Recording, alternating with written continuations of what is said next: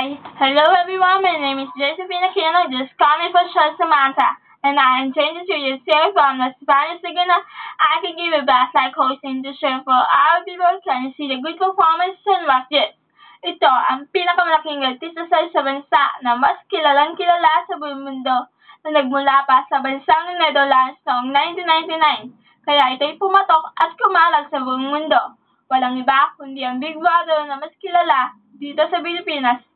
Walang iba kundi ang nag-iisang Pinoy Big Brother. This is the reality TV show and the title is Pinoy Big Brother is one of the most popular in the world who become the next big winner. Every year has changed in your life, in your dreams, in your future. Kaya naman, taon-taon nagbubukas ang pinto sa mga nangangarap na mag-artista, makilala at maging katropa at makapasok sa bahay ni Kuya. Kaya naman, libo-libo po ang nagsipag-audition dito sa Pinoy Big Brothers. Libo-libo ang nangarap. Kaya ang mga nangangarap na makapasok sa bahay ni Kuya ay todo bigay talaga. Pinakilala ang kanilang sarili at ipinamalas sa kanilang galing sa talento. Kaya sa bawat taon na nagbubukas si Kuya sa mga nangangarap na mag-artista, makilala at maranasan makapasok sa bahay ni Kuya, ma-experience ang lahat ng challenge na pinagdaanan ng mga housemates sa bahay ni Kuya. Kaya pala mayroong 12 mga kasambahay, tinatawag nating housemate, na hindi magkakakilala na galing sa iba't ibang parte ng Pilipinas, inside and outside, na magkaiba man ng lahi, ugali, pagkatao at ng kultura ay magsasama-sama sa loob ng bahay ni Kuya. Gaano kaya sila katagal magsasama-sama na para magpamilya at magkapatid na ang turingan nila sa isa't isa?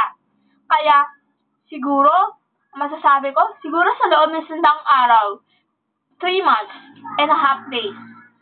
Kaya sabi nila, siguro sa loob ng 100 araw na pananatili nila sa bahay ni Kuya, na sa bawat araw ay kahalong hitik na saya, lungkot at galit ng mararanasan ng bawat isa, na kailanman ay hindi mawawala.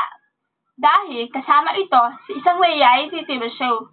Habang nasa loob sila ng bahay ni Kuya, nararapat lamang na bantayan sila ng 27 na mga camera sa loob ng 24 oras hanggang matapos ang serye. Ganun ba talaga?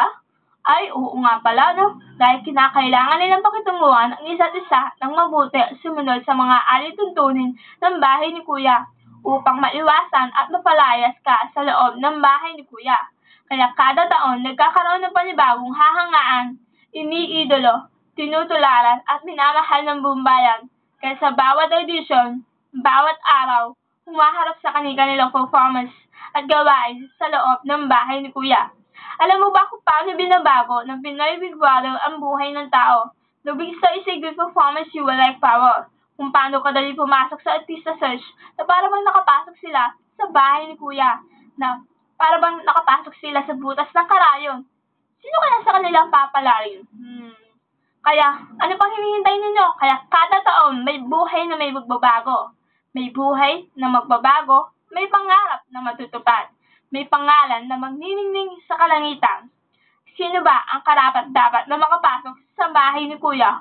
Who will become the next big winner? Kaya, ano bang hinihintay nyo? To all Pinoy Big Brother housemates, hope yun sa lahat ng mga nangangarap na mag-artista, this is your chance, and this is your shine. Ano pang hinihintay nyo? Sali na! Pinoy Big Brother upcoming Season 5.